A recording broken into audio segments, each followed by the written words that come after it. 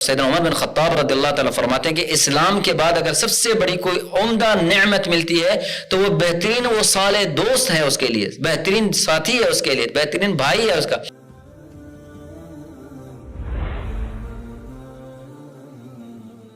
الحمد للہ رب العالمین والعاقبۃ للمتقین والصلاة والسلام علی سید الانبیاء والمرسلین نبینا محمد وعلی آلہ واصحابہ اجمعین، اما بعد۔ اخوتی و اخواتی اعزہ طلبۃ الکرام، السلام علیکم ورحمۃ اللہ وبرکاتہ، اہلا وسہلا مرحبا بکم جمیعا۔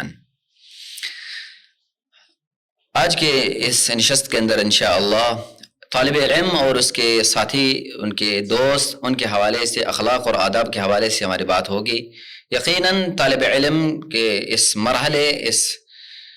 میدان کے اندر جہاں وہ دین اور علم کا متلاشی ہے، دین سیکھ رہا ہے،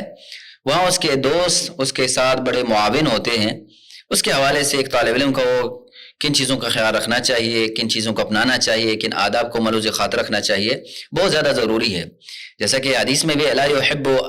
یؤمن احدکم حتی یحب لاخیہ ما یحب لنفسہ، کہ فرمایا اس وقت وہ مومن کامل نہیں ہو سکتا جب تک کہ اپنے بھائی کے لیے بھی وہی چیز پسند کرے جو اپنے لیے پسند کرتا ہے۔ لہذا جو دوست ہو وہ دوست واقعی دوست ہو،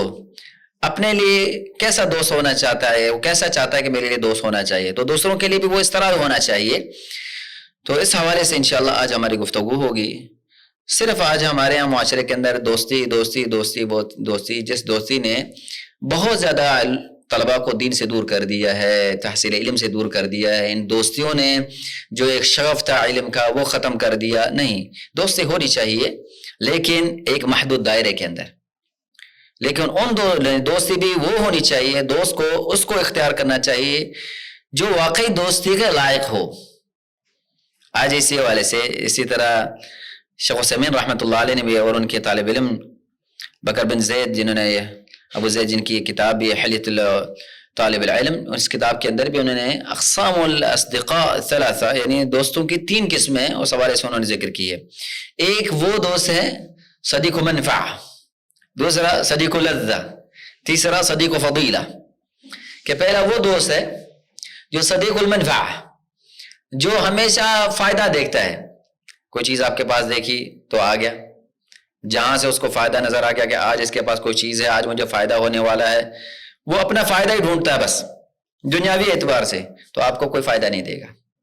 ایسے دوست سے دوستی نہیں، دور رہنا چاہیے۔ جس کا مطمع نظر آپ کا ہے مال پر ہے، آپ کی دنیا پر ہے، آپ کی دنیاوی چیزوں پر ہے،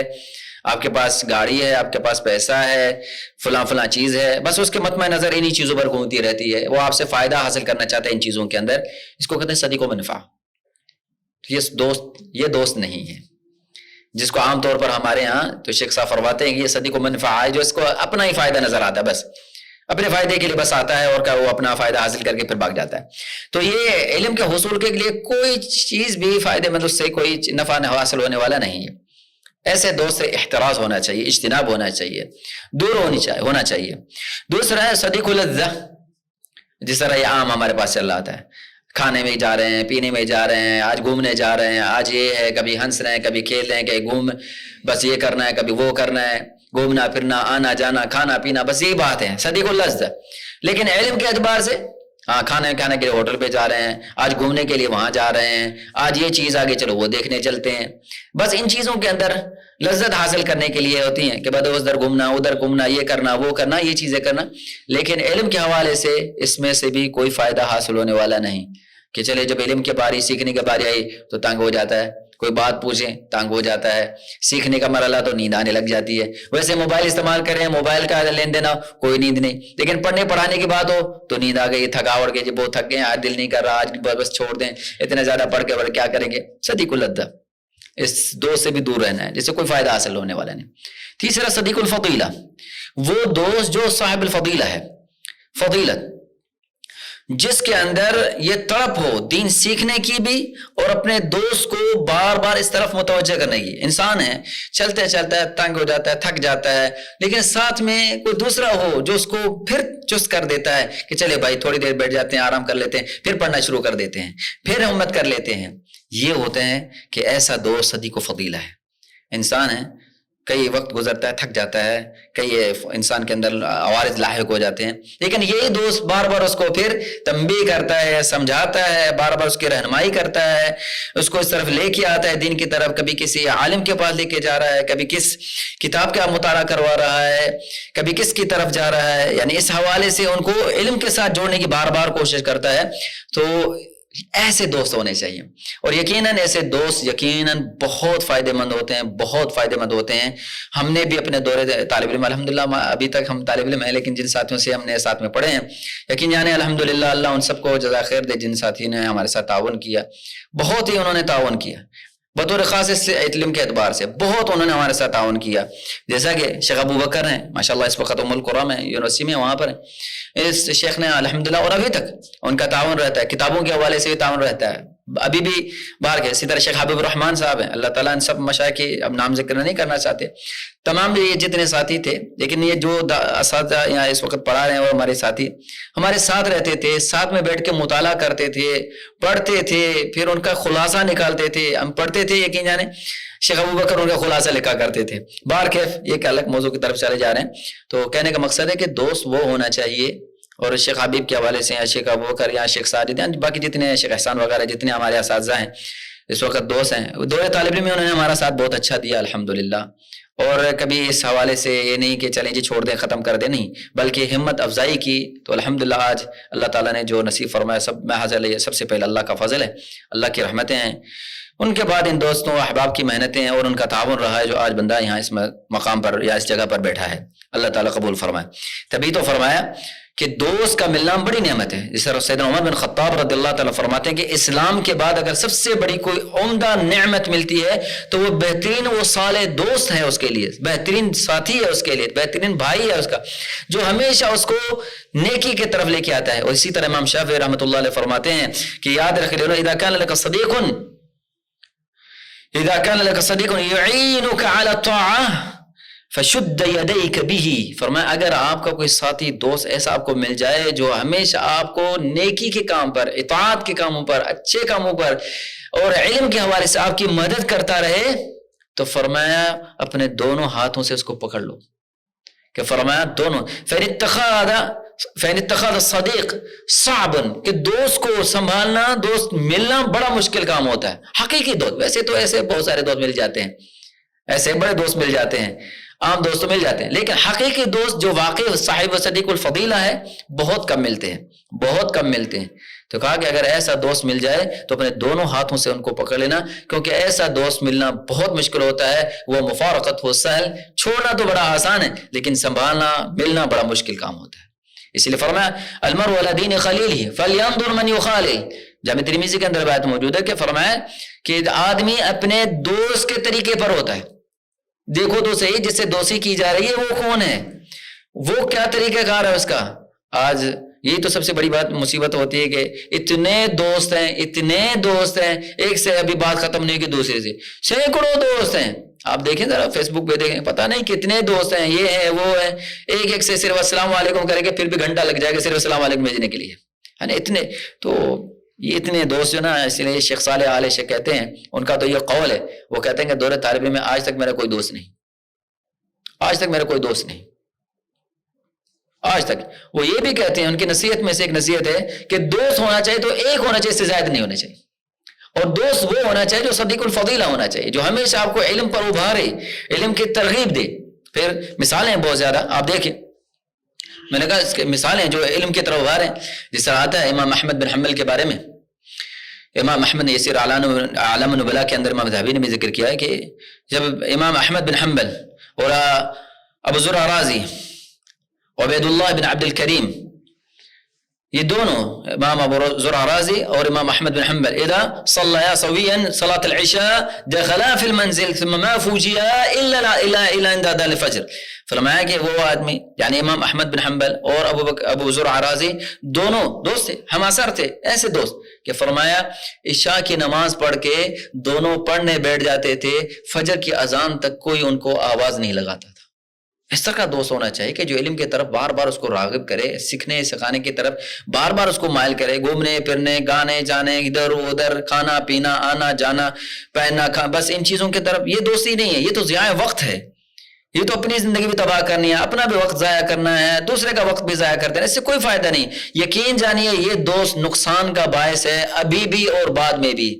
ابھی بھی اور بعد میں بھی۔ یہ دوست قطعاً آپ کو مفید فائدہ نہیں دے رہا، اس دوست سے اجتناب کریں، اس دوست کو اپنائیں جو آپ کے لیے صادق الفضیلہ ہونا چاہیے۔ اچھا، ساتھ میں ایک اور بھی بات دی گئی، میں ایک اور بھی ساتھ میں ذکر کروں، جہاں اصدقاء کی بات ہوتی ہے وہ معاصرت ہے، تو یہ کہا جاتا ہے المعاصرۃ ہی المنافرہ، تو جو معاصرت ہوتی ہے، ایک ہی زمانہ ہوتا ہے، یہ حقیقت میں نفرت پیدا کر دیتی ہے۔ اس کی وجہ یہ ہوتی ہے کہ کبھی اللہ تعالیٰ نے سب کو برابر نہیں کیا، سب کو برابر ایک جیسا نہیں کیا، کسی کا حافظہ تیز ہے، کسی کا فہم تیز ہے، کسی کو زیادہ صحیح سمجھ آتا ہے، بار کے۔ لیکن ادب یہ ہے کہ حقد نہیں ہونا چاہیے، حسد نہیں ہونا چاہیے۔ میرا بھائی ہے، میرے ساتھ پڑھ رہا ہے، الحمدللہ، لیکن یعنی ہمارے ساتھ ہمارے ایک ساتھی اللہ تعالیٰ نے کی مغفرت فرمائے، شیخ حکمت اللہ، وہ ہم سے ہمارے ساتھ پڑھتے تھے، ہم سے زیادہ تھے، یعنی زیادہ علم رکھتے تھے، الحمدللہ ہم ان کے پاس جایا کرتے تھے، ہم اپنی اتنے کلاس فیل ہم جایا کرتے تھے ان کے پاس، کوئی بات نہیں آتی تھی ہم پوچھنے چلے جاتے تھے ان سے، کوئی حرج نہیں۔ تو مسئلہ نہیں ہے، اس کا معنی مطلب نہیں ہے کہ یہ میرے ساتھ پڑھ رہا تھا تو مجھ سے آگے کیسے نکل گیا، نہیں، ایسا قطعاً نہیں ہونا چاہیے۔ اگر اللہ نے اس کو یہ صلاحیت دی ہے تو سیکھیں، اور اس کے پاس بیٹھیں اور اس سے سیکھنے کی کوشش کریں۔ تو ساتھ میں یہ بھی ادب ہونا چاہیے کہ اگر اللہ نے علم سے نوازا ہے تو اپنے ساتھیوں پر تکبر اور غرور نہیں ہونا چاہیے، دوسروں کو نیچا دکھانے والا قطعاً معاملہ نہیں ہونا چاہیے۔ ہاں، آگے بڑھیں، جتنا آگے نکلنا چاہتے ہیں الحمدللہ نکلیں، لیکن اس آگے نکلنے میں قطعاً مطلب یہ نہیں کہ باقی سب کو نیچا دکھانا ہے کہ باقیوں کو کچھ نہیں آتا ہی مجھے ہے، سمجھ ہی مجھے آتی ہے، یاد بھی میں ہی کر لیتا ہوں، لکھ بھی میں ہی لیتا ہوں، باقی تو یہ ایسے کل نام ہے، ایسا کچھ نہیں۔ اگر یہ والی چیز ہے تو یہ علم کبھی بھی اس کو نفع نہیں دے گا، یہ نقصان دے گا اس کو۔ تو عزیزان گرامی، ساتھ میں اپنے اس ساتھی جن سے ہم سیکھ رہے ہیں، بیٹھے ہوئے ہیں، پڑھ رہے ہیں، جن کے ساتھ مطالعہ کر رہے ہیں، خاص طور پر جو ساتھی جس سے میں نے کہا صدیق الفضیلہ ہو، تو اس کا ادب اور احترام بھی بہت زیادہ ہے، ہونا چاہیے، ادب اور احترام بہت زیادہ ہونا چاہیے۔ ایک واقعہ ذکر کروں، امام ذہبی نے اپنی کتاب سیر اعلام النبلاء کے اندر اس بات کو ذکر کیا ہے کہ امام یحییٰ بن سعید الانصاری، آپ نے دیکھا ہوگا راوی الحدیث ہیں، بڑے محدث، جلیل القدر محدث ہیں، پائے کے عالم ہیں ماشاء اللہ، اور انہی کے ساتھ ہی ربیعۃ الرائی، امام ربیعہ جو امام مالک رحمۃ اللہ علیہ کی بھی استاد ہیں، ربیعہ فرماتے ہیں، عبد الرحمن بن زید بن اسلم فرماتے ہیں کہ ہمیں یحییٰ بن سعید الانصاری کئی باتیں اس طرح حدیث بیان کرتے رہتے، لیکن لما دخل ربیعہ فسکت، جب ربیعہ داخل ہوتے تو خاموش ہو جاتے تھے، اجلالا لہ، ان کی تعظیم میں، اس کے احترام میں خاموش ہو جاتے تھے کہ وہ آئیں، وہ بات کریں، چلو ان کی بات سنتے ہیں، میں خاموش ہو جاتا ہوں۔ تو اتنا ادب اور احترام کرتے ہیں۔ فرماتے ہیں عبد الرحمن بن زید علیہ السلام کہتے ہیں کہ دونوں ہی ایک دوسرے کا بڑا احترام کرتے تھے۔ یہ قطعاً مطلب نہیں کہ ربیعۃ الرائی ان سے زیادہ عمر میں کوئی بہت بڑے تھے، کہنے لگے ولا اسن منہ ولا اکبر منہ، کہ عمر میں ان سے بڑے نہیں تھے وہ، لیکن ایک ہی زمانے کے، ایک ہی طبقہ کے اندر تھے، اور دونوں ہی ایک دوسرے کا بڑا ادب اور احترام کیا کرتے تھے، بڑا لحاظ کیا کرتے تھے۔ تو عزیزان گرامی، یاد رکھیے گا کہ جس ساتھی کے ساتھ آپ بیٹھے ہیں وہ ساتھی کیسا ہونا چاہیے، وہ دیندار ہونا چاہیے، با اخلاق ہونا چاہیے، سمجھدار ہونا چاہیے، اور آپ کو دین کی طرف راغب کرنے والا ہو، علم کی طرف آپ کو راغب کرنے والا، رہنمائی کرنے والا، ترغیب دینے والا ہو، تو سمجھے گا یہ دوست ہے، وغیرہ دوست تو دوست ہی چلتے رہتے ہیں، ان دوستوں کا کوئی اعتبار نہیں۔ بس آخری بات کر کے میں صرف اشارتاً ایک بات ذکر کروں، حوالہ دے دیتا ہوں، تو اس کتاب کو اصل کتاب سے دیکھ لیجئے گا۔ امام ابن جوزی اپنی کتاب الاذکیاء کے اندر واقعہ ذکر کرتے ہیں کہ ایک بادشاہ بحث بدل کے اس طرح باہر نکلے تو دیکھا ایک باپ بیٹا آپس میں بات کر رہے ہیں، تو بیٹا والد اپنے بیٹے کو کہہ رہا ہے انی اراک انک تکثر من الاصدقاء، کہ بیٹا میں دیکھ رہا ہوں کہ آج کل تو اپنے دوست بہت زیادہ بنا رہا ہے، بہت زیادہ دوست ہیں تمہارے، لیکن جب میں آپ کی عمر کا تھا کان علی صدیق و نصف، یعنی کہ جب میں آپ کی عمر کا تھا تو میرا دوست ایک دوست تھا یا آدھا دوست تھا، ایک دوست یا آدھا دوست تھا۔ آپ سوچیں تو یہ بات بادشاہ کے اوپر پریشانی لگی کہ دوست پورا تو سمجھ آ گیا، آدھے دوست کا کیا مطلب ہے، بہرحال میں اشارہ کر دیا، تو اس کتاب کے اندر یہ پورا واقعہ موجود ہے، پڑھ لیجئے گا، آپ کو بہت مزہ آئے گا۔ تو دوست کون سا ہونا چاہیے، کیسا ہونا چاہیے، میں جب پڑھاتا ہوں تو یہ بات بھی اپنے طلباء کو کہتا ہوں کہ صدیقن اور نصف صدیقن، یہ ہونا چاہیے، وگرنہ اس طرح تو دوست بہت سارے گھوم رہے ہیں جس کا کوئی فائدہ نہیں ہے۔ اللہ تعالیٰ مجھے اور آپ کو کتاب و سنت پر عمل کرنے کی توفیق عطا فرمائے۔ جزاکم اللہ خیرا، بارک اللہ فیکم۔